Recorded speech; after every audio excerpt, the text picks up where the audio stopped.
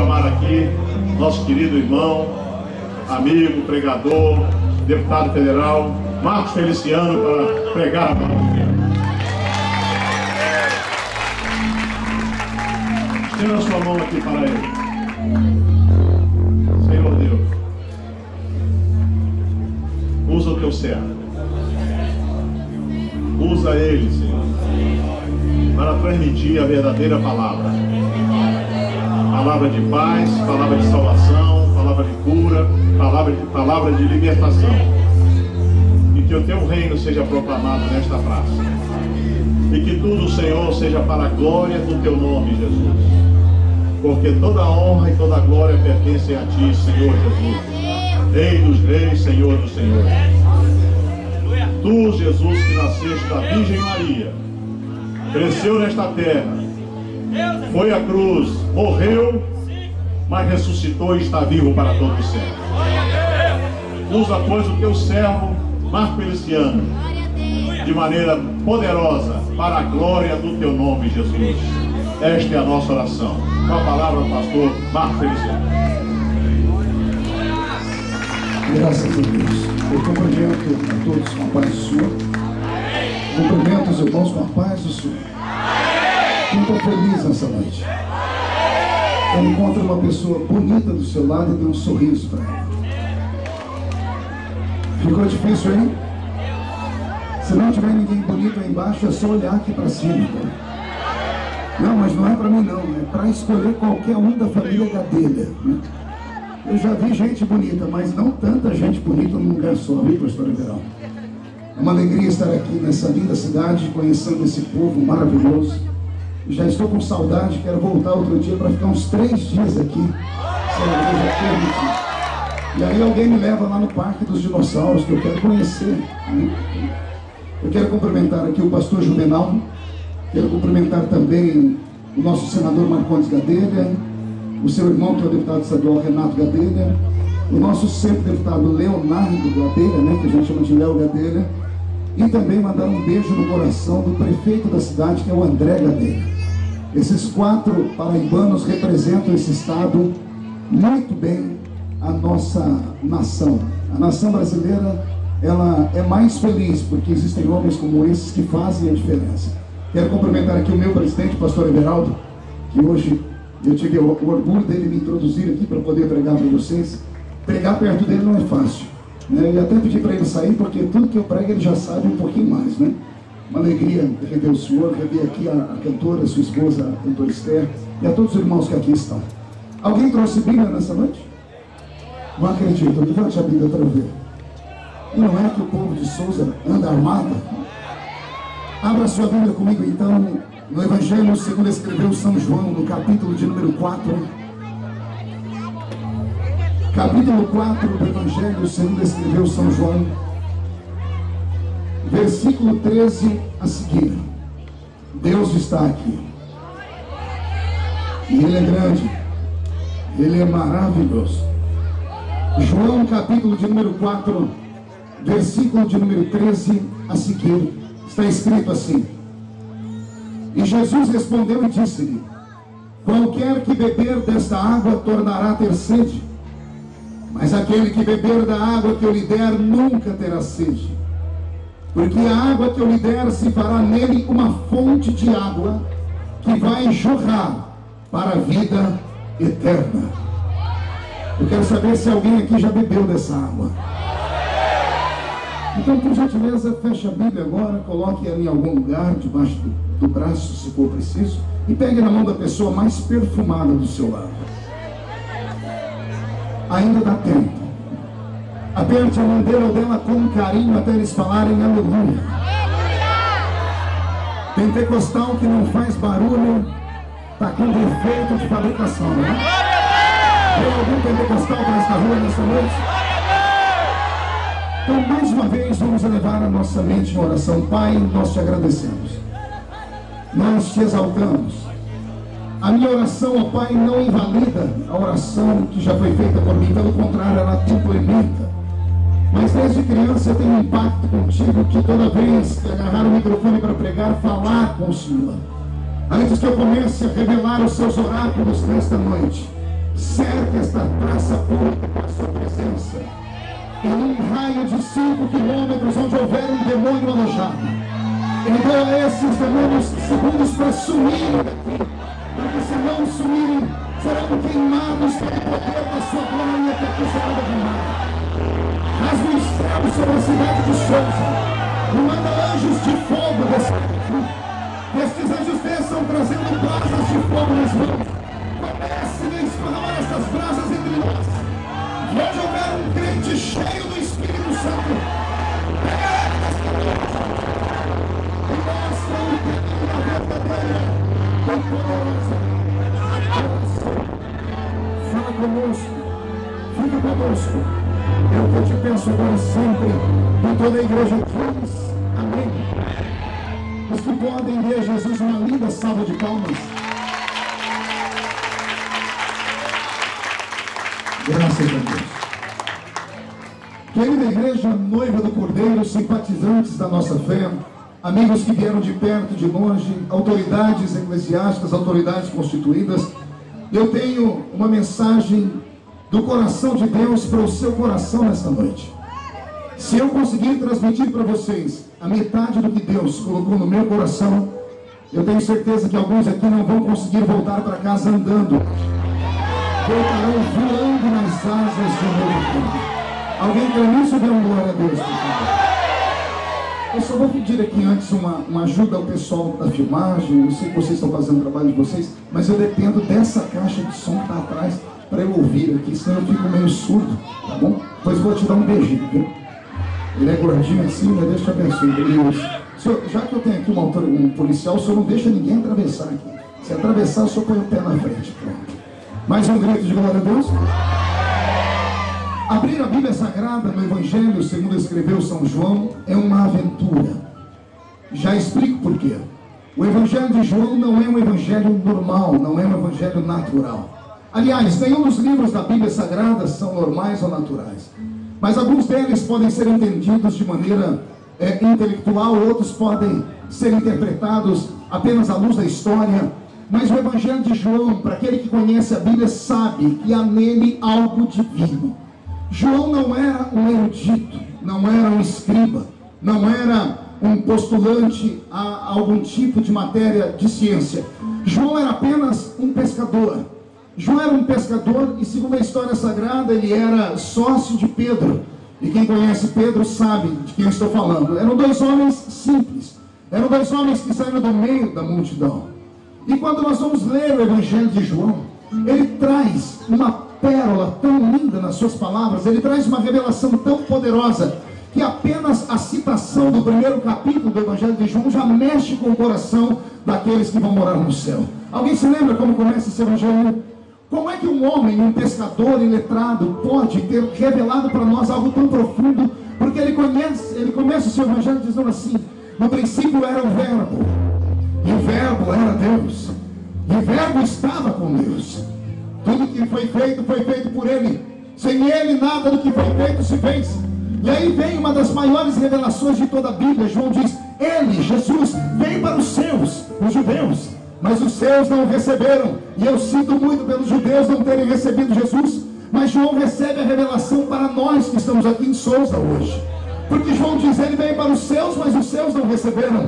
Mas a todos quando receberam, deu-lhes o poder de serem feitos filhos de Deus.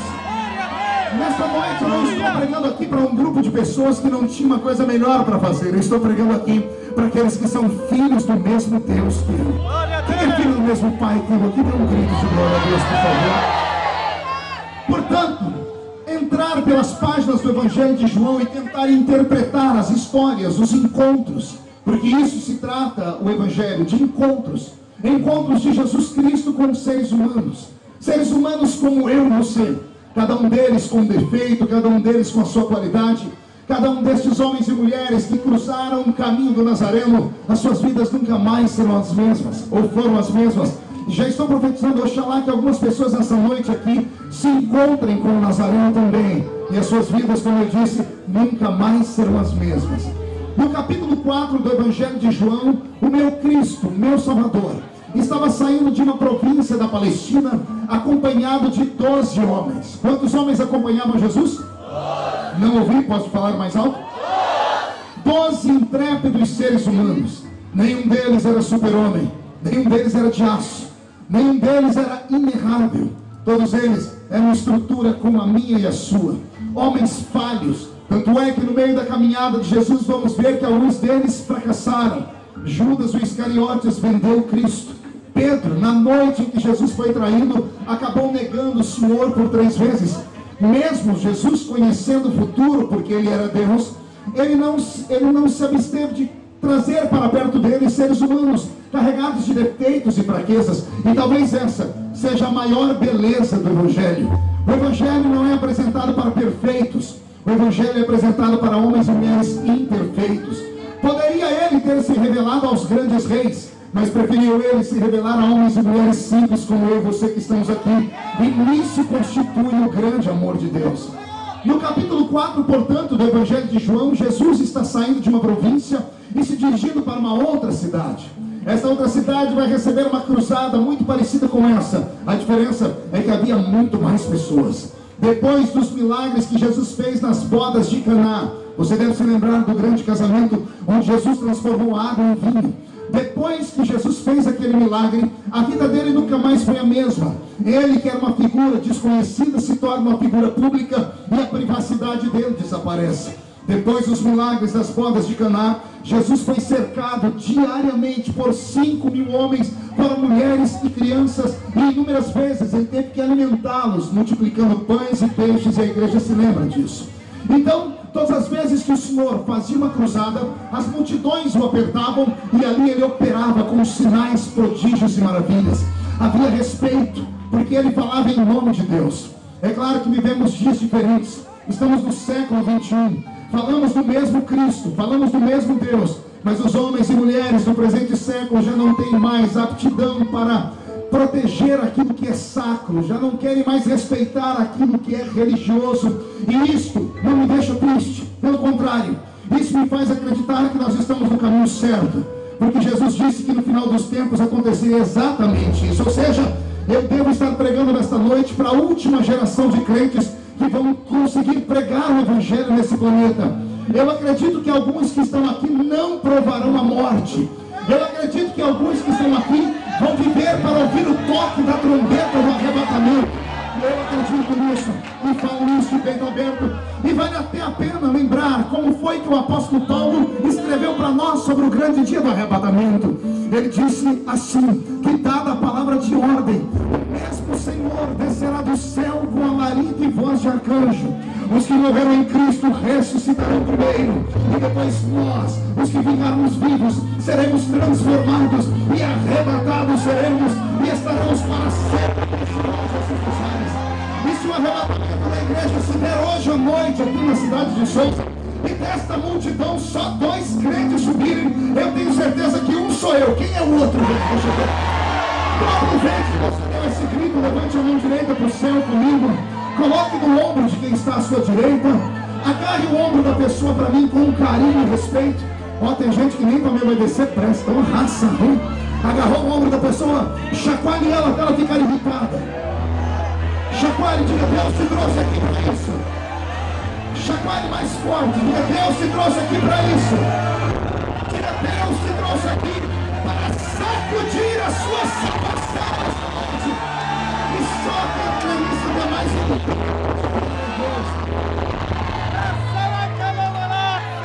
Agora que eu creio ter conquistado a sua atenção, eu vou começar a ministrar. No capítulo 4 de João, Jesus sai de uma província e está indo para outra. Ele está acompanhado do seu colégio apostólico feito por 12 homens. Naquela época havia uma cultura. O mestre sempre vinha atrás, com as mãos para trás, contemplando. Ele vinha atrás meditando. E à frente dele vinham os seus discípulos, abrindo o caminho, anunciando que ele estava chegando.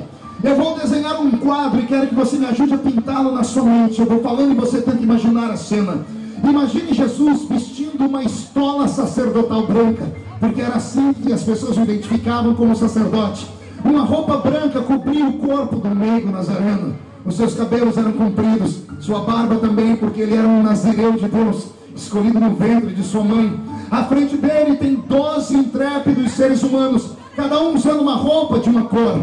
Esses 12 homens que estão à frente estão meditando ou estão conversando, e eu imagino o diálogo deles, um dizendo para o outro: a cruzada ontem foi linda, um cego enxergou, e o outro dizendo: maior do que o cego foi aquele paralítico que andou. E o outro dizendo: não, melhor mesmo foi aquele morto que ele ressuscitou. E por fim alguém dizendo: não, melhor do que tudo isso foi quando ele estendeu a mão e perdoou aqueles pecadores que conheceram Deus como Salvador de verdade. Eu creio exatamente que acontecia assim. Mas enquanto eles estão dialogando, conversando, o caminho pelo qual eles vêm, uma vicinal, a vicinal se divide em duas, ela abre em uma bifurcação. Dois caminhos estão diante deles agora. O caminho da esquerda está identificado por uma placa que existe até os dias de hoje, é claro, usado agora de outro material. Mas a placa daquele dia dizia que à esquerda estava a cidade de Sicar. E Sicar ficava em Samaria. Diga comigo, Samaria. O caminho da direita era a continuação da estrada de terra, da vicinal. Eles podiam então ter escolhido esses dois caminhos. Se pegassem o caminho da esquerda, eles cortariam a cidade de Sicar pelo meio, chegariam do outro lado até a vicinal e continuariam o caminho, porque aquela cidade não era a cidade destino deles. E eles teriam também a opção de pegar o caminho da direita. Só que pegar o caminho da direita implicaria em caminhar 1h30 mais longe de todos pelo deserto daquela terra, mas eles evitariam pisar em Samaria. E já explico por que falo isso. Os judeus e os samaritanos haviam brigado. Judeus e samaritanos eram filhos de Abraão, irmãos de sangue. Mas houve um tempo, num período de uma festa religiosa judaica, onde eles começaram a adorar a Deus e começaram a falar como Deus tinha que ser glorificado. Houve um momento em que eles estavam concordando: Deus deve ser glorificado porque Ele fez os céus, e o povo dizia amém. Outro diz: Deus deve ser glorificado porque Ele criou a terra, e alguém diz amém. Mas de repente um deles disse assim: Deus tem que ser adorado no alto da montanha, e ninguém disse amém, porque o outro do outro lado gritou: não, Deus tem que ser adorado em Jerusalém. E começou uma discrepância teológica, uma briga sem sentido, e começaram então a discutir. Um começou a dizer: não, Deus tem que ser adorado na montanha, porque foi na montanha que Ele revelou as tábuas da lei para Moisés. E o outro dizia: não, Deus tem que ser adorado em Jerusalém, porque Jerusalém é a cidade de Davi. E por causa disso, judeus e samaritanos, sendo irmãos de sangue, perderam a comunhão e nunca mais conversaram. E era proibido para eles um ir na terra do outro. Judeu não pisava em Samaria, samaritano não pisava na Judeia e nas cidades adjacentes. Fizeram até algumas leis específicas, por exemplo, como as mulheres judias e as mulheres samaritanas eram irmãs de sangue, eram muito parecidas no rosto, então criaram roupas diferentes. Colocavam um cinto diferente na samaritana e um cinto diferente na judia. Os homens judeus vestiam uma roupa diferente dos homens de Samaria, só para ninguém incorrer no erro de cumprimentar alguém que não deveria ser cumprimentado. Veja a ignorância. Essa história de briga de igreja não começou nos nossos dias, não. Isso começou bem lá atrás. Talvez aqui em Souza não aconteça isso, mas onde eu moro, no estado de São Paulo, um Deus os acuda. Por exemplo, lá na cidadezinha onde eu moro, em Orlândia, um dia estava sentado num ponto de ônibus duas irmãs, uma de cada igreja, só que elas não se conheciam. Só que não precisa conhecer um crente como o outro. O crente tem um negocinho dentro dele, um dispositivo, que basta ele chegar perto de outro crente que começa a acender e apitar. Ele começa a perceber que o outro é crente também. Paulo explicou isso. Ele diz que o mesmo Espírito que está em mim está em ti. E esse Espírito comunica que ambos são os filhos do Deus de Israel. Não é mais ou menos assim? E lá estavam, pastor, essas duas mulheres sentadas, até que uma não aguentou e disse, com todo respeito: a senhora é crente? E a outra disse: graças a Deus. E essa que perguntou disse: eu também. Ficaram de pé, deram um beijinho no rosto e um abraço. Se acabasse por ali, senador Gadelha, estava muito bem, porque elas viram que eram irmãs. Mas elas voltaram a sentar cada uma no seu canto, e uma não aguentou e disse assim: posso fazer uma observação? A outra disse: é claro. Eu estou olhando aqui a roupa que a senhora está usando, e pelo tamanho da sua saia, que é mais curta, e o brinco na orelha, a senhora é daquela igreja que fica ali em cima, né? E a irmã da saia mais curta olhou e disse assim: eu não sabia que a senhora tinha o dom da revelação. E eu: de vez em quando o senhor fala conosco. Só que a irmã não aguentou. A irmã do brinco da saia disse assim: pois eu também estou com o dom da revelação. Eu sei de qual igreja a senhora é. Sabe como você sabe? Olha, pelo tamanho da sua saia, pelo tamanho do seu cabelo e pelo tamanho da sua língua. Só pode ser daquela outra ali. A pergunta que eu faço é: precisava tudo isso? Às vezes algumas brigas religiosas começam no primeiro cumprimento. Você é crente? Sou, graças a Deus. A paz do Senhor. O outro diz: não, a paz de Deus. Já começa o inferno. Se eu pudesse voltar no tempo em que estava aquele samaritano e aquele judeu, eu diria aos dois: pare com essa briga. Não importa se você adora a Deus aí em cima, não importa se você adora a Deus aqui embaixo. O que importa é que o verdadeiro adorador adora a Deus em espírito. Mas quando os discípulos de Jesus viram a placa Samaria, eles nem olharam para trás para perguntar para Jesus. Eles, ao invés de entrarem pelo meio da cidade, lembrando que se entrassem no meio da cidade, economizaria tempo, e pegariam um atalho. Mas ao invés de pegar o atalho, eles preferiam caminhar 1h30 a pé, só para não pisar na cidade maldita. Olha onde foi parar a história. Daqui a pouco os 12 começam a confabular e começam a dizer: aí nessa cidade moram os pecadores, aí nessa cidade moram os adoradores da montanha. Enquanto eles estavam falando entre eles, estava tudo bem, até que eles resolveram perguntar para Jesus qual era a opinião dele. E olha o susto que tomaram quando olharam para Jesus para perguntar: cadê Jesus? Perderam Jesus de vista. Tiveram que correr naquela bifurcação inicial onde estava a placa de Samaria, porque só tinha dois caminhos: ou Jesus foi arrebatado para o céu, ou ele entrou em Samaria. Mas Jesus é judeu. Judeu não pisa na terra maldita. Mas Jesus não era o normal. Jesus era o mestre. O mestre pode tudo. Quem pode manda, e quem tem juízo. Os 12 tiveram que chegar para trás, voltar no pensamento e falar: gente, se ele foi, é melhor seguir ele, porque ou a gente segue Jesus, ou a gente vai perder ele de vista. E foi o que eles fizeram, correram atrás de Jesus. Eu queria que você imaginasse 12 homens irados, furiosos. A cada 6 passos que davam, um escorava no outro, levantava o pé e batia a mão para tirar a poeira, porque afinal de contas a terra era maldita. Mas lá na frente, de costas, está Jesus. Ah, se você pudesse enxergar o rosto de Jesus nesse momento, você ia ver o meu Jesus querendo ter uma crise de riso, porque Jesus não era só homem, ele também era Deus. Como Deus, ele sabia o que ia acontecer ali na frente, e logo, daqui a alguns minutos, eles entenderiam por que é que ele escolheu aquele caminho. De repente Jesus para em um ambiente, há uma outra placa, e esta placa está escrito Poço de Jacó. Os 12 discípulos que estão ao lado de Jesus começam a tremer, começam a ficar com os olhos marejados. Quer perguntar por quê? Só falo se todo mundo perguntar. Porque os 12 discípulos que estavam com Jesus, sendo judeus, eles cresceram em uma religião que aos 5 anos de idade começava a dar as primeiras pinceladas sobre a fé.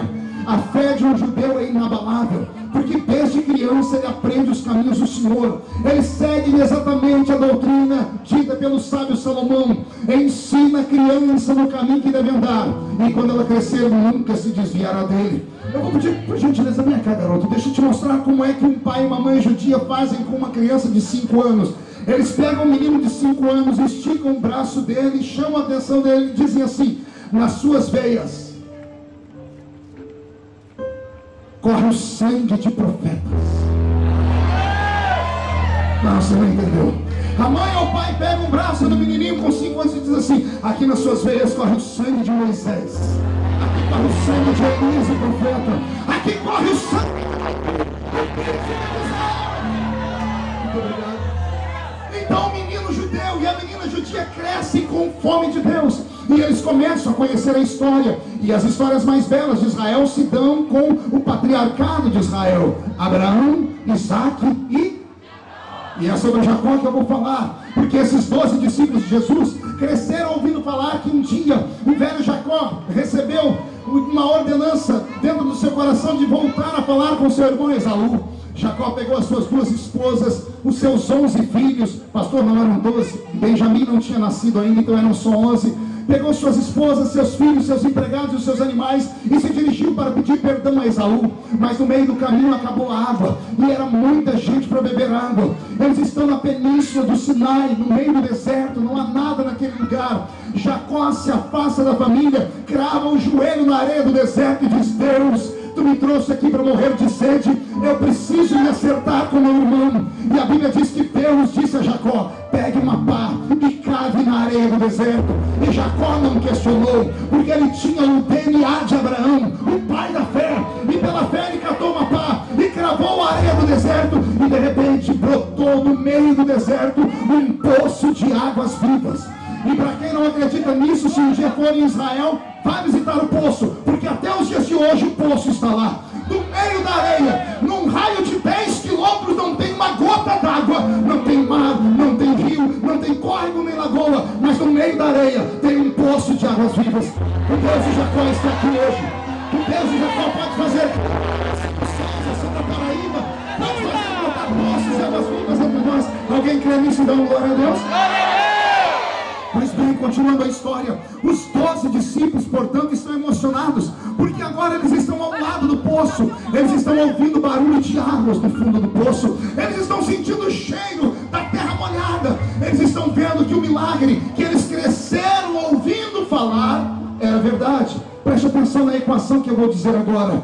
Eles estavam emocionados, porque agora eles estavam vendo aquilo que só ouviram falar. Recebe uma palavra que eu vou lhe dar. Caminhar com Jesus dá nisso.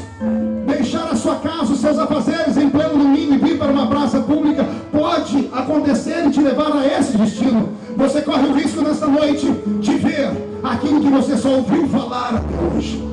Não, você não entendeu, eu vou repetir. Você corre o risco de experimentar um milagre que você só ouviu falar que existe. Quem caminha com Jesus tem que estar pronto para isso. Só que agora nós vamos ver um ensinamento que vai doer um pouco em nós. Porque quando Jesus vê que eles estão emocionados, ele quebra o ambiente, ele quebra o clima. Jesus chama a atenção deles e diz assim: eu estou com sede. E ele estando com sede, era natural que um dos seus discípulos pegasse água naquele poço, sim ou não? Sim ou não? Sim. Só que agora temos um problema, pergunte qual? Eles não têm como tirar água do poço. Eles não têm um cântaro, eles não têm uma xícara, eles não têm um balde. Eles estão diante da água, estão com sede e não conseguem pegar água do poço, porque não estão preparados para aquilo. Isso aqui é um ensinamento de Deus para nós. Não basta andar ao lado de Jesus, é preciso andar ao lado de Jesus preparado. Não basta entrar na igreja, porque na igreja até cachorro entra se a porta estiver aberta. É preciso entrar no culto. Olhando daqui de cima para baixo, eu vejo alguns que entraram no ambiente, estão na igreja, porque essa rua virou uma igreja hoje. Mas nem todo mundo entrou no culto. E se você olhar de canto de olho para a esquerda ou da direita, você vai ver o que eu estou falando. Tem um monte de gente que não para de mascar essa desgraça desse chiclete. Tem alguém ali mexendo no celular, mandando mensagem, e ali atrás tem umas 3 meninas lixando a unha. Eu nem vou olhar para elas para não dizer onde estão. Eu queria que alguém avisasse essas criaturas que aqui não é um salão de beleza, que aqui, embora tenha cara de show, não é show. Culto de adoração ao Rei dos Reis, ao Senhor dos Senhores.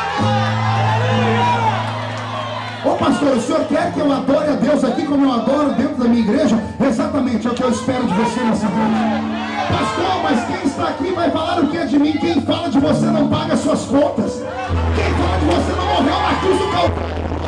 Se tem um crente verdadeiro nesse lugar, tem um grito para acordar a cidade.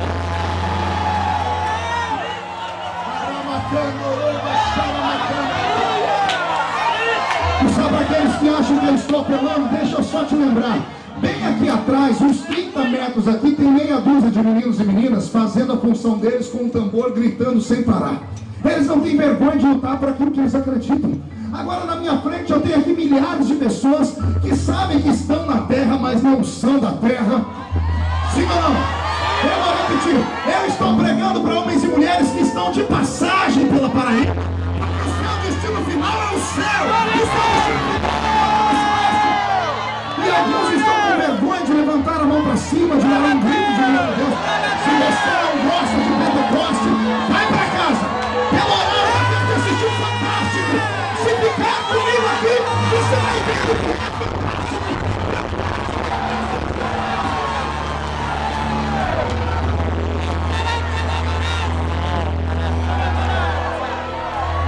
Eu sou igual o carro alto, é difícil pegar, mas depois que pega, vai embora. Os 12 discípulos estão ao redor daquele poço e não podem pegar água. O meu Cristo, o meu Salvador, senta debaixo de um símbolo em cima de uma pedra. E ele diz a eles: aqui na frente tem uma cidade. Vão à frente, comprem comida, preparem pouso e peguem água. E eu encontro vocês ali na frente. E olha o que aconteceu. Os discípulos escolheram um para ficar ao lado de Jesus. Pastor, a Bíblia não diz isso, mas a Bíblia diz que João escreveu a história. Quem escreveu é porque participou dela. João ficou ali como guarda-costa. Os 11 discípulos foram para frente, e quando eles estão bem longe, um começa a dizer para o outro: que fiasco, o homem dá tudo que a gente quer, andar ao lado dele é uma alegria, o deserto vira paraíso, estar ao lado de Jesus é comer bem, é viver bem, é dormir bem, é ter paz, alegria, e ainda de camarote assistir milagres acontecerem. E quando ele pede para nós um copo d'água, a gente não tem condição de dar, nós somos infelizes mesmo. Eles estão dialogando. Agora preste atenção, na mesma estrada que eles estão indo, no sentido contrário, vem uma mulher. Quem vem? Não ouviu? Mas não era uma mulher, era a mulher. Quando a mulher passa pelos 11, quando ela já está longe dele, os 11 param e olham para trás. Pergunte por quê? Ela tinha duas coisas que chamou a atenção deles. Primeiro, o cinto que ela usava. Ela tinha cara de judia, mas não era judia, era samaritana. E o cinto dela dizia que ela era samaritana. E ela tinha no ombro dela um cântaro, coisa que eles não tinham. E ela está indo para o lugar onde eles estavam. Só que na mente deles, judeu não conversa com samaritano. E eles ficam na dúvida: será que Jesus vai pedir água a ela? Eles não puderam voltar para ver, ouviram a história depois. Essa mulher passa por eles, ela para no poço, ela olha numa visão global, sem encarar, ela vê Jesus sentado em uma pedra e vê João de pé do outro lado. Ela vê que a roupa de Jesus identifica ele como judeu, não judeu como na questão de hebreu, mas judeu como líder do judaísmo. A religião dele era o judaísmo, a roupa dele identificava ele como um clérigo. Quando ela olhou para Jesus e viu João, ela sabia que dois judeus juntos, se descobrissem a vida pregressa dela, poderiam autorizar a sua morte. Você sabe que aquela mulher não era uma mulher comum, não é? Lembra do diálogo dela com Jesus? Jesus vai perguntar para ela mais tarde: cadê o seu marido? E ela diz: eu não tenho. E Jesus disse a ela: você teve 5, o que você tem agora não é seu. Ou seja, aquela mulher era uma mulher adúltera, era uma prostituta de luxo, era uma destruidora de lar. E ela, por ser uma mulher prostituta, por ser uma mulher adúltera, vivendo naquele tempo, estava viva ainda, é porque ela tinha proteção de alguém que guardava muito bem a vida dela, possivelmente um homem muito rico, ou um religioso importante, ou um político. Por isso ninguém tocava nela. Mas a vida daquela mulher toda foi se envolver com homens, e os homens faziam dela gato e sapato. Aquela mulher agora vê que tem 2 judeus ali, um deles é religioso por causa da roupa branca de Jesus. Então ela trata de ajoelhar, ela tira debaixo do seu cinto um barbante, ela tira um cântaro no ombro e ela amarra o gargalo do cântaro e ela solta o cântaro dentro do poço. Quando o cântaro bate nas águas, o barulho de águas em movimento, daqui a pouco ela começa a levantar o cântaro, ela começa a içar o cântaro, e quando o cântaro sai do poço, no meio daquele deserto, num sol de quase 50 graus, sai água fria, água cristalina, água fresca. O cântaro está transbordando, água que pode matar a sede do maior de todos os moribundos. A mulher agora desamarra o cântaro, ela devolve a corda para sua cintura. Quando ela vai se levantar, acontece algo estranho. O que acontece, um judeu jamais acreditaria se não tivesse assistido. O silêncio é quebrado pela voz do Nazareno. Jesus, mestre da religião judaica, sentado na pedra debaixo do zimbro, abre a boca e diz assim: ei, senhora, moça, mulher, me dá um pouco de água para eu beber, porque eu tenho sede. Mexe com o meu coração. Imagine você tendo a oportunidade de matar a sede do dono de todas as águas. Não entendeu? Eu vou desenhar. Imagine você podendo matar a sede do Criador de todos os mares. Se alguém te pedir água, não negue. Água não é alimento, como se ensina. Água é um elemento, é mais forte do que alimento. Eu não bebo água para viver, eu bebo água para sobreviver. Dê uma olhadinha nesse corpinho bonito que está do seu lado esquerdo ou direito aí, em forma, ou de um botijão de gás, ou de uma tábua de passar roupa. Dê uma olhadinha, olhou? Essa criaturinha linda aí, 70% do corpinho dela é feito de água. 77% da massa encefálica que nós temos no cérebro é feito de água. Então, nós não devemos negar água para um animal, nós não devemos negar água para um inimigo. Imagine negar água para Jesus. Essa mulher perdeu a maior chance da vida dela, porque quando Jesus pediu água, olha a resposta dela: como sendo tu homem judeu, pede água a mim, que sou mulher samaritana. Amigos e irmãos, eu espero que ninguém se escandalize com a interpretação desse texto. João é muito equilibrado e a Bíblia é um livro muito santo. Quando aquela mulher chama Jesus de homem judeu, ela está tocando em duas vertentes que um judeu jamais aceitaria. Por ser ela do sexo feminino, ela está acusando Jesus de ser um macho displicente, arrogante e safado. Porque nenhum judeu daquele mundo antigo dirigiria uma palavra a uma mulher que não fosse da sua família. Imagine um judeu dirigir uma palavra a uma mulher samaritana. Então quando ela diz a ele, como sendo tu homem, e aí ela apela, judeu, ela está dizendo, a sua religião não te ensinou, o judaísmo não te ensina que você é meu inimigo. Ela está dizendo que Jesus é um religioso meia boca, e que ele é um homem como todos os homens que cruzaram o caminho dela, os homens que roubaram um pedaço da vida dela, os homens que abusaram dela sexualmente. Aquela mulher pensa que Jesus é um religioso fajuto. Quando Jesus pede água, ela pensa que Jesus está cantando ela. Ela pensa que Jesus está se insinuando para ela. E pelo que eu percebo, esta mulher estava cansada de ser objeto na mão dos homens.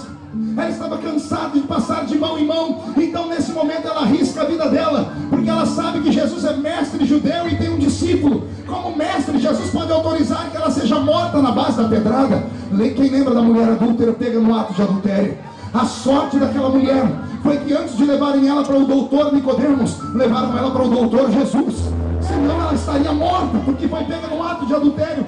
Esta mulher sabe que ela vai morrer. Então quando ela dá essas últimas palavras, era a maneira dela dizer, eu morro, mas nenhum homem me toca mais. Ela estava cansada de ser abusada por todos. E quando ela espera uma pedra bater na cabeça dela, porque João, quando vê ela responder para Jesus desse jeito, começa a procurar pedras e paus. Quando João espera Jesus dar uma ordem, mate ela, a ordem não vem. Vem uma outra frase. E a frase mexe comigo, oxalá que mexesse com você. Jesus olha para ela e diz assim, ah, mulher, se tu soubesses quem sou eu.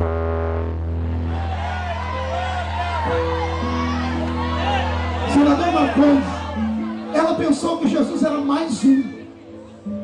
E aí quando Jesus diz assim para ela, ah, mulher, se tu soubesses quem sou eu que falo contigo, você me pediria,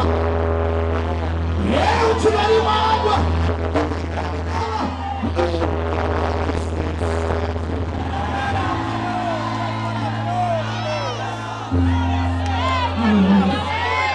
Respire fundo. Quando Jesus dá esta palavra para ela, ela esperava uma palavra pesada. Ela esperava uma maldição. Ela esperava uma pedrada. Mas a palavra de Jesus foi tão doce que desestruturou ela.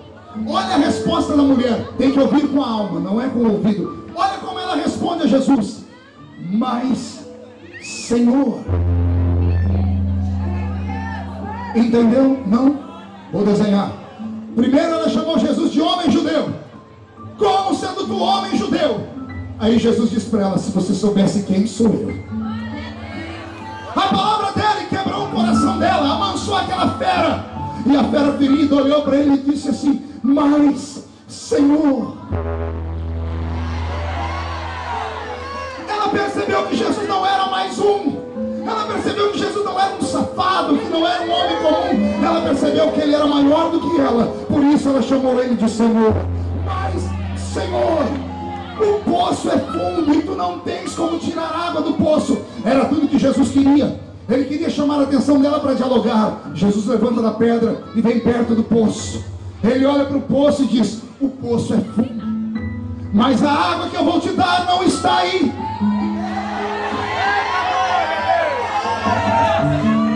A mente daquela mulher fica igual a minha. Quando estive lá, 10 quilômetros ao redor não tem água.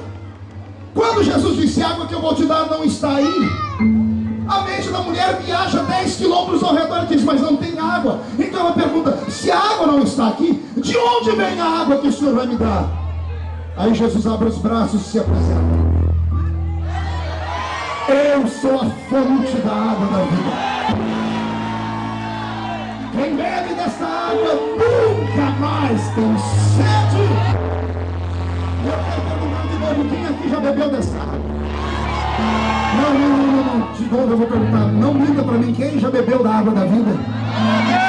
Não, com todo respeito, como é que você que bebeu da água da vida consegue passar o culto inteiro com essa cara feia, parecendo que foi batizado num pote de vinagre? Como é que alguém que bebeu da água da vida fica o culto inteiro me olhando com esse olho parecendo olho de sapo que morreu de gente? Quem bebeu da água da vida não fica paralisado, parece uma estátua de museu. Quem bebeu da água da vida não fica com essa boca travada, essa boca de essa língua do carro. Quem bebeu da água da vida reage.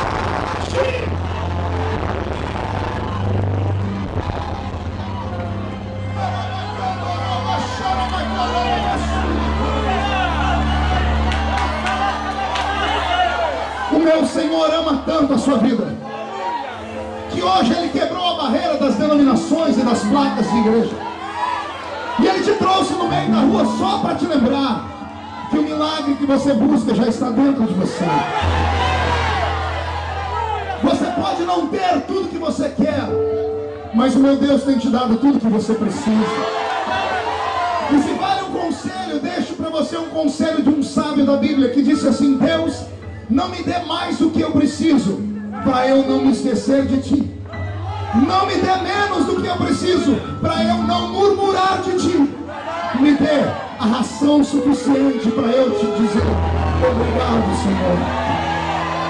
O Senhor te trouxe nesta noite para te dizer que esse tempo de seca vai passar. O Senhor te trouxe nesta noite para te dizer que esse tempo de choro já está acabando. Quando você dormir esta noite, não se assuste ao acordar amanhã de manhã. Vai ter pessoas que quando olhar no espelho não vão se reconhecer. Porque a água da vida vai voltar a jorrar. O poço que estava entulhado vai ser desentulhado. Será uma semana de glória, será uma semana de milagre. Se alguém acredita nisso, não dá um grito.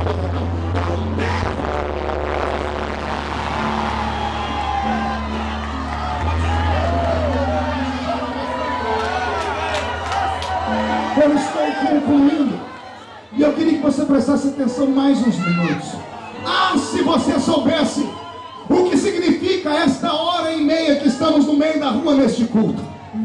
Ah, se os cristãos do século 21 soubessem o significado de sair de suas casas, dos seus afazeres e entrar dentro da sua paróquia, dentro da sua igrejinha e passar uma hora e meia na presença de Deus.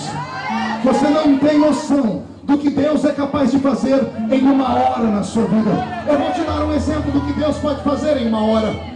Eu estive lá no Poço de Jacó e eu fui até as ruínas da cidade de Sicar. Do Poço de Jacó até as ruínas da cidade de Sicar são 25 minutos a pé. Você sai do poço e chega nas ruínas do que era o vilarejo de Sicar. E eu fiquei imaginando, o dia que lá estive, sentei e fiquei orando, imaginando a mulher. Aquela mulher saiu de casa de manhãzinha com um cântaro nos ombros. A cidade inteira conhecia a história dela, a destruidora de lá.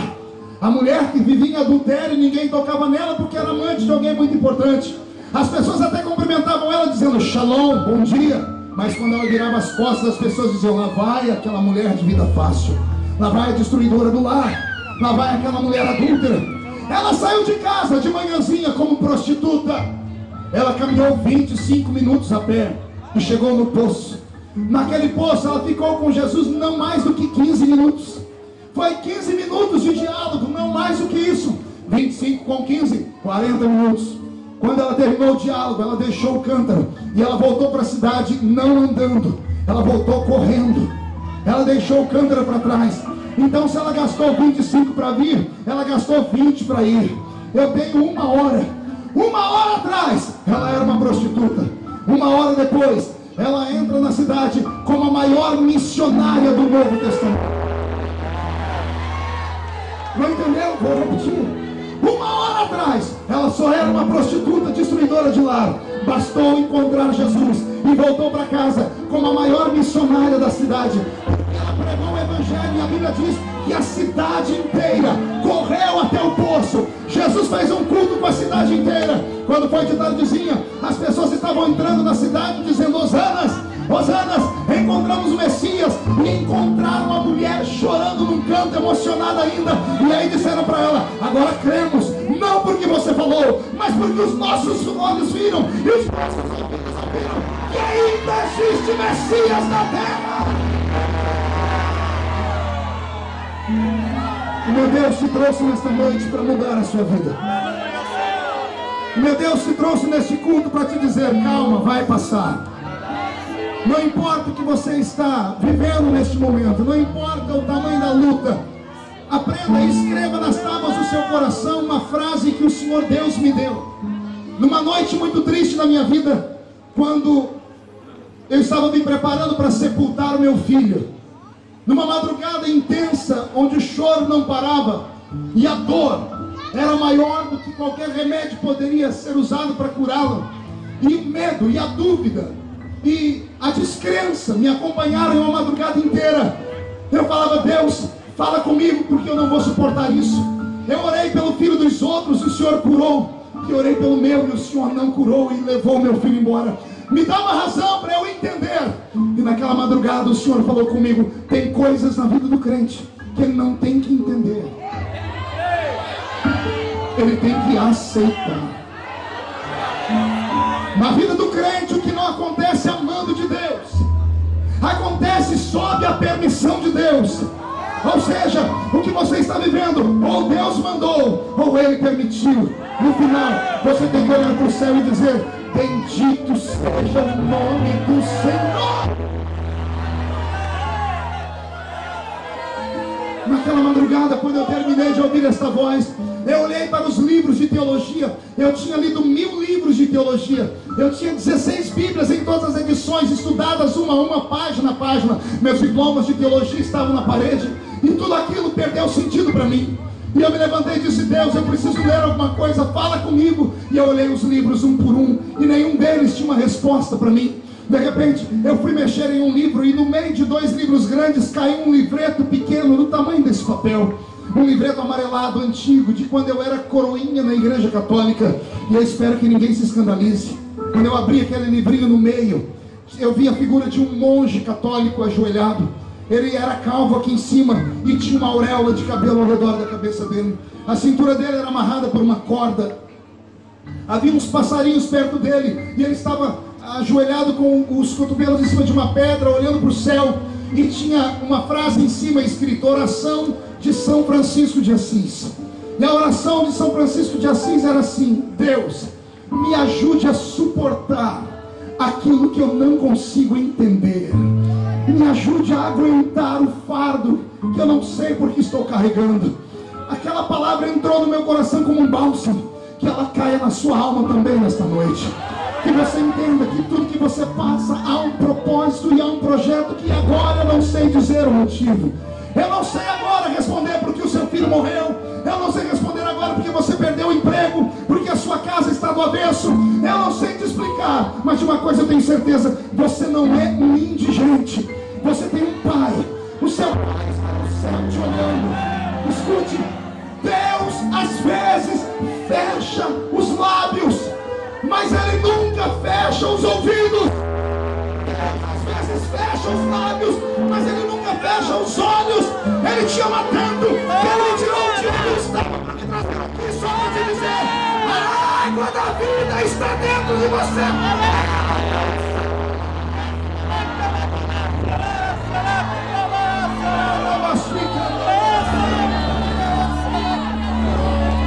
Eu vou fazer um pedido nessa hora. Eu vou pedir para abrirem um corredor aqui para mim, bem grande. Eu vou pedir para que os que estão escorados aqui nas grades, por um minutinho, abram um espaço para mim, por favor. Abre um corredor aqui para mim, por favor. Nós vamos ver um milagre acontecer agora. Então, abra um espaço. Deixe livre o corredor para mim. A igreja vai fechar os olhos. A igreja toda de olhos fechados. Tem um grupo aqui no nosso meio de homens e mulheres que, se essa reunião terminar agora, eles vão voltar para casa felizes, mas não vão voltar para suas casas salvos. São homens e mulheres que se afastaram dos caminhos do Senhor. São homens e mulheres que se desviaram no meio do caminho. Alguns foram excluídos, excomungados, expulsos de suas igrejas.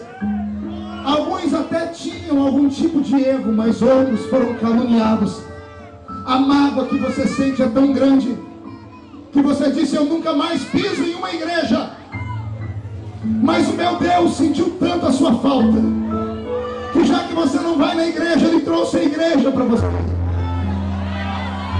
Eu estou vendo você saindo dos bailes de madrugada, nos finais de semana, e passando perto da velha igrejinha. Você para perto da velha igrejinha, olha os vitrais, olha a porta de madeira e chora por dentro. Você tem vontade de voltar, mas não tem força para voltar. E você vive se questionando: o Senhor me ama, Deus? Se o Senhor me ama, fala comigo. O Senhor me trouxe aqui hoje para te dizer uma coisa: você corre risco. Quando você foi excluído da igreja, aconteceu Mateus 16 e 18. Tudo que é desligado na terra é desligado no céu. O seu nome que estava escrito no livro da vida foi apagado. E depois disso o diabo começou a te perseguir e ele quer te matar. Ele destruiu a sua alma, ele destruiu o seu casamento, ele destruiu a sua vida, ele destruiu a sua imagem de Deus, porque você já não sabe mais o que você é. Você veio a esta reunião talvez atraído pela propaganda, talvez você tenha vindo para fazer uma manifestação contra a minha vida, mas você parou para me ouvir e você sabe do que eu estou falando. Você se lembra da oração da sua avó? Você se lembra da oração do seu avô? Aquela velhinha de coque na cabeça, de joelho grosso, de tanto orar. Você está debaixo dessa oração ainda. O diabo só não te levou embora porque você tem promessas. Mas essas promessas só podem se cumprir se hoje você tiver coragem de voltar aos pés da cruz. Se você tiver coragem de voltar hoje, eu vou orar pela sua vida. E o meu Deus, o meu Senhor, vai devolver para você tudo que foi roubado. Anote o que eu estou dizendo. Se você tiver coragem de voltar para Jesus nessa noite, o seu passado será apagado. E quem viver verá para você ser consagrado ao pastorado ainda. Você será pregador. A senhorita ainda vai gravar aquele CD. Anote o que eu estou dizendo. Hoje ninguém dá nada por você, mas depois de amanhã, quem viver verá. Para ver a água voltar a fluir. Quem crê nisso, diga: eu creio. Eu quero saber se tem alguém que tem coragem de voltar. Já tem uma pessoa voltando chorando. Eu preciso aqui de duas pessoas para abrir essa grade aqui para mim. Rápido. Por gentileza, alguém me ajude aqui. Alguém me ajude aqui, tá vendo? Isso, atravessa aqui, cadê as pessoas? Abra essa grade para mim. Isso. Consegue? A igreja fecha os olhos. As pessoas estão chegando. A igreja em oração. Eu já recebi aqui 1, 2, 3, 4, 5. Nós não conseguimos abrir isso aqui de jeito nenhum. Se tivesse questão de vida ou morte, nós estamos perdidos. Pode deixar, se não dá, deixa para lá. Abre um espaço então para mim, por gentileza. Abre um espaço para a esquerda e para a direita. Eu quero ver as pessoas que estão vindo, porque eu quero orar por elas. Isso. A igreja não devia estar em silêncio, a igreja devia estar orando, falando isso. Pode deixar, muito obrigado, pode deixar. Eu já tenho algumas pessoas, a igreja de cabeça baixa. Cadê você? Cadê você que tem promessa? Sai do seu lugar e vem! Enquanto você vem, eu quero te dar um presente. Eu quero dizer para você o que Deus diz de você. Deus diz que você é uma raridade para Ele. Você é uma raridade para Deus.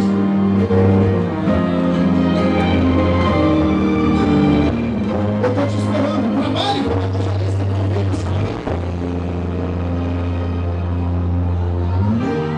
não consigo ir no teu olhar. Tudo que eu consigo imaginar. A riqueza que existe dentro de você. Cante. Eu consigo só te mas se eu posso a Deus amar, sua alma meu bem, que nunca envelhecerá. O pecado consegue destruir, a marca de Jesus existe em você. O que você fez, eu deixo de fazer. Não isso, Deus escolheu você. Sua raridade não está naquilo que você possui ou que sabe fazer. Isso é o mistério de Deus. Eu vim por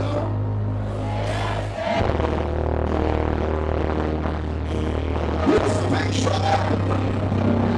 Onde está você, filho de novo? Você é precioso. Se você me assistiu nas novidades, Ele está aqui para te perguntar se eu te fizer.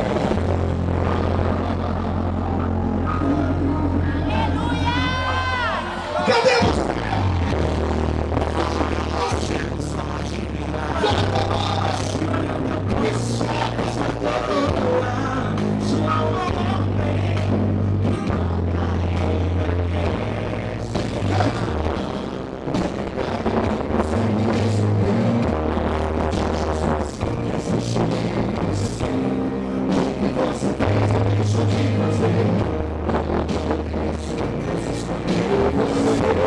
Sua raridade não está naquilo que você possui ou que sabe fazer. Isso é o mistério de Deus. Você é o espelho que reflete a imagem do Senhor. Não chore se o mundo ainda não. Já é o bastante Deus reconhecer o seu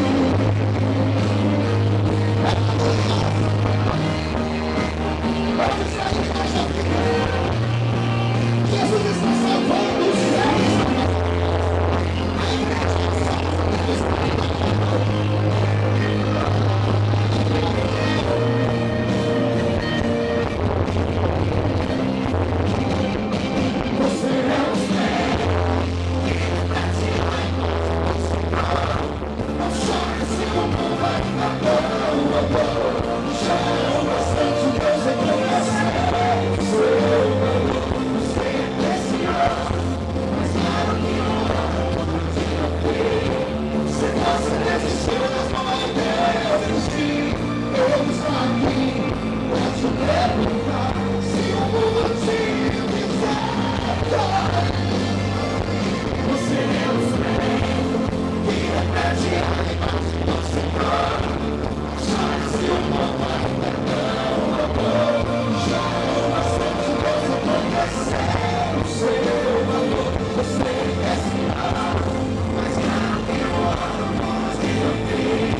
Se você desistiu, Deus não vai desistir.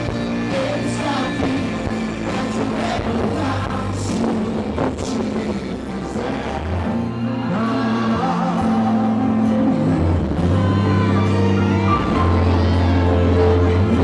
Jesus está salvando os céus. Pessoas que vieram à frente, inclinem a cabeça, coloca a mão no coração. Feche os olhos. Pastor Marco, não sei. Na verdade, eu não entendi nada do que o senhor falou, mas eu senti tudo que o senhor falou. Amigo, se você deixou a sua casa, os amigos, para estar nesse culto hoje conosco, é porque a sua vida não deve estar bem. Você precisa de um milagre. Sua família está destruída, você já tentou de tudo. Eu não sou milagreiro, mas a Bíblia diz que a oração de um justo pode muito seus efeitos.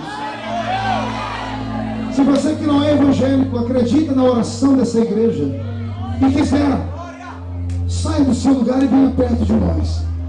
Nós vamos orar pela sua vida agora. A igreja vai estender as mãos para cá. As pessoas estão vindo chorando. A fonte da água da vida está jorrando.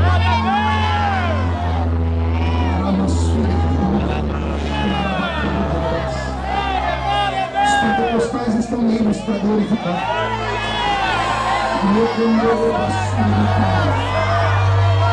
Senhor Jesus, eu coloco em suas mãos essas vidas preciosas, esses homens, essas mulheres que estão voltando, que estão te aceitando como Salvador. As maldições sejam quebradas, o nome delas seja escrito no livro da vida, tudo que foi roubado seja devolvido, e depois dessa noite quem verá para ver os milagres e os sinais que vão acontecer nessas casas, nessas famílias. A cidade de Souza, Senhor, será chamada de terra de oportunidades, de milagre, porque depois desta noite as coisas vão mudar. Senhor, eu profetizo que as maldições estão quebradas e o seu nome está sendo glorificado. E a igreja que o soberano diz amém. Alguém vai dar um abraço nessas pessoas que vieram aqui à frente? Nós vamos fechar o corredor agora. E eu queria ouvir um grito da igreja. Enquanto essas pessoas recebem um abraço, eu desafio todas as pessoas a levantarem a mão direita para o céu. E vocês vão orar comigo para encerrar. Repete esta oração comigo, diga assim: em nome de Jesus, todos os demônios que lutaram contra a minha vida, contra a minha família, contra a minha igreja, contra a minha cidade, contra o meu estado e contra o meu país, eu ordeno, não estou pedindo, estou ordenando. Venha para a palma da minha mão agora. Fecha a sua mão, trave ela. Eu vou contar até 3. Você vai jogar no chão e vai pisar em cima. Vou pedir que os que estão assentados, se puderem ficar em pé para fazer esse ato profético. Quando você pisar em cima desses demônios, vai se cumprir Lucas 10 e 19. Eu vos dei poder para pisar sobre os escorpiões e sobre todo o poder do diabo. Assim que você pisar, você vai encontrar 7 pessoas. Quantas pessoas eu disse? Não é 6 e não são 8. 7 é o número da perfeição. Você vai abraçar 7 pessoas e vai dizer a elas: a nossa cidade nunca mais será a mesma. Um rio de água viva vai fluir de Souza.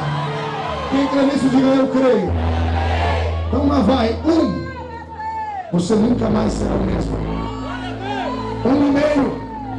Sua família vai sentir orgulho de você. 2. A cidade de Souza será chamada de capital do avivamento na Paraíba. 2,5. Quem viver verá para ver os milagres que vão acontecer nesse estado. 2,75. Deus vai nos dar a unção de esta noite.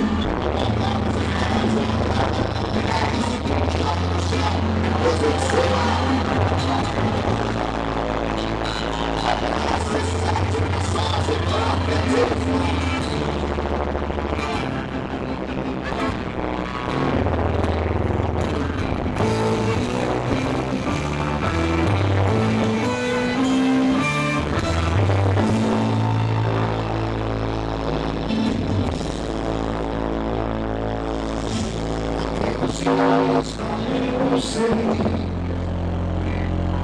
que eu não vim a esse mundo pra adorar outro rei. Estamos indo sem parar. Eu não vou me incomodar a todos que são contra ti, ó Jeová.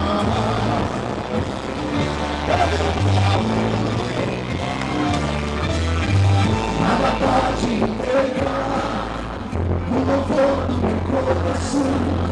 Dos manjares eu abro mão, dos palácios não quero não. Vem-me aqui como um caminhão, com os olhos voltados pro céu, com o risco de morrer, mas o que me importa é te obedecer.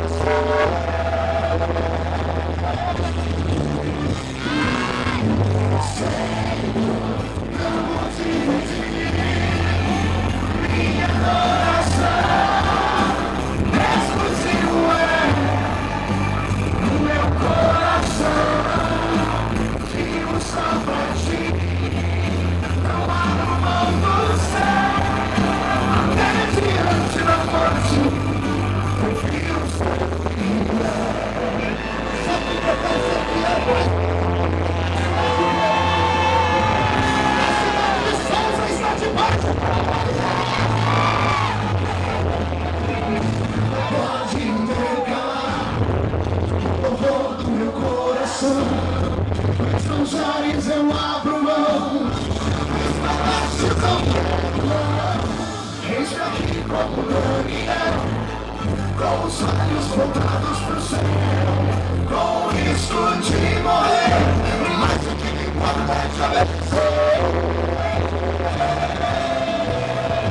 Senhor, não motivo de minha oração. Exclusivo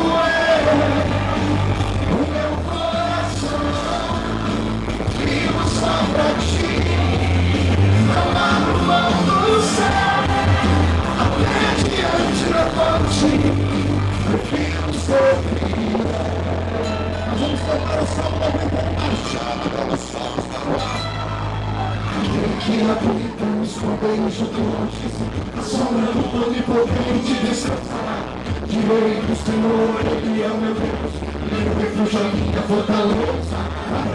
Ele me livra do laço do passarinheiro e da peste deliciosa. Ele me cobre com suas penas e debaixo de suas asas estarei seguro. Eu não temo espanto noturno, nem sem ataque noite e dia. Peste que ilumina a escuridão, demora de que assolia ao meio-dia. Não importa quantos caiam do meu lado, direita e esquerda, eu estou protegido. Sim, Gabriel, envolverei o céu.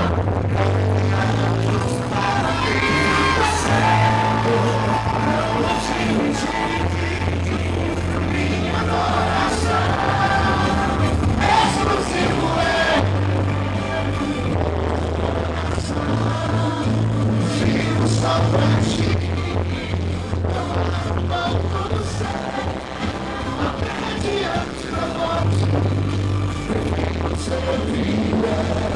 Só que não vai servir ao meu boneco de lado. Eu quero servir, quem pede cuidado e aplaudir.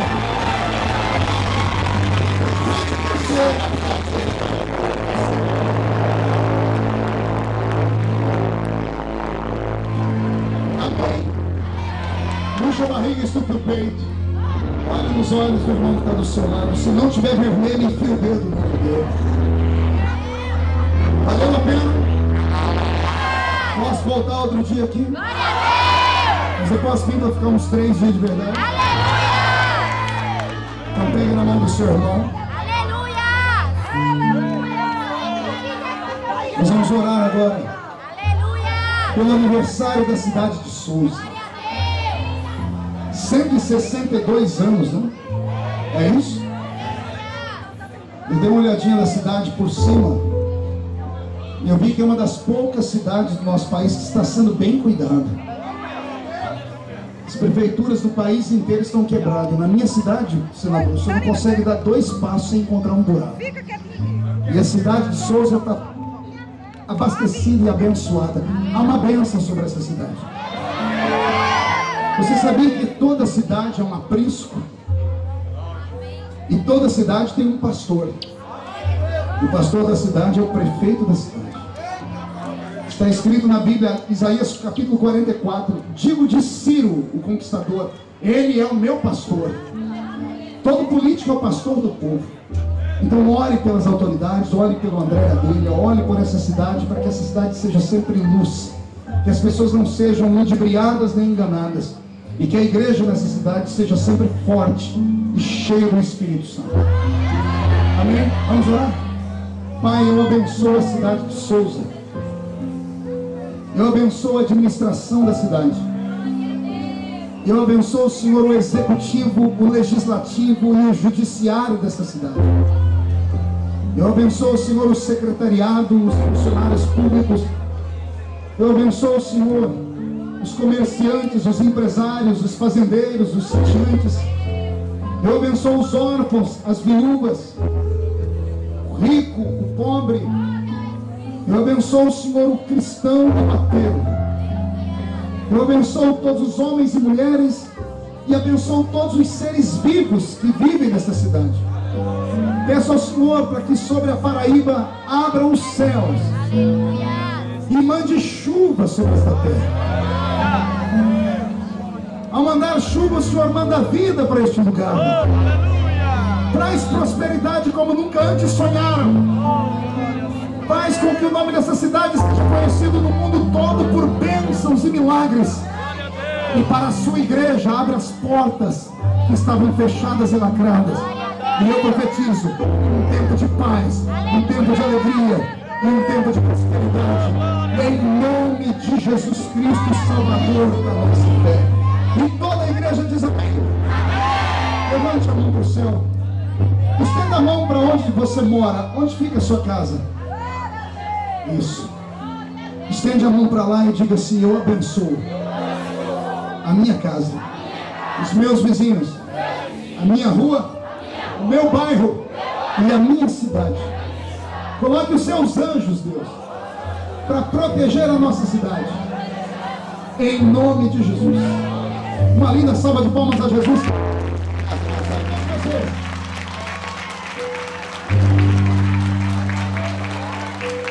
Quem gostou? Diga glória a Deus. Louvado seja o nome do Senhor. Fica aqui do meu lado. Tem um material aqui que mandaram falar. Onde estão os materiais? Alguém sabe? Ninguém sabe.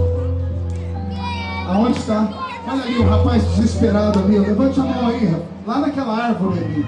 Se você quiser levar o CD da cantora Esther, e olha, para chegar aqui é difícil, porque ela canta muito bonito. O CD dela está ali. Eu tenho DVDs de mensagens. Eu tenho mais de 700 mensagens gravadas em DVDs. E eu tenho ali esse livro, Sem Limites, que é o meu último livro escrito. Eu escrevi 20 livros e esse livro pode ajudar você a descobrir qual é o seu talento. Tudo isso aqui vai ficar na mão do pastor, porque o abacaxi está na mão dele. E ele que joga para vocês aí, para quem ele quiser. Deus abençoe a todos vocês. Glória a Deus! Quem está feliz com Jesus de Galileia? Nós ficamos felizes, né, queridos? Louvado seja Deus. O Ministério Cântico Novo, se prepare, por favor, vamos louvar mais ainda.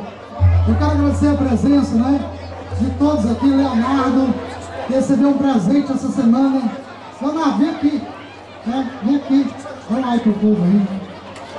Boa noite a todos. A saudação é muito breve. Eu também estou muito feliz por esse momento.